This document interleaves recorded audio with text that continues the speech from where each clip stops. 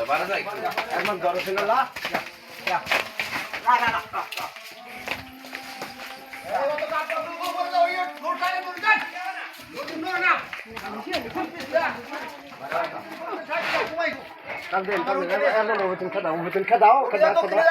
খেদাও তুমি আস্তে আস্তে খেদাও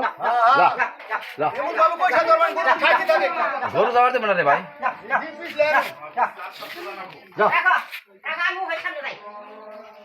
আর খেতে যায় জোড়া হবে না কা খেতে আছে যা যা যা যা যা যা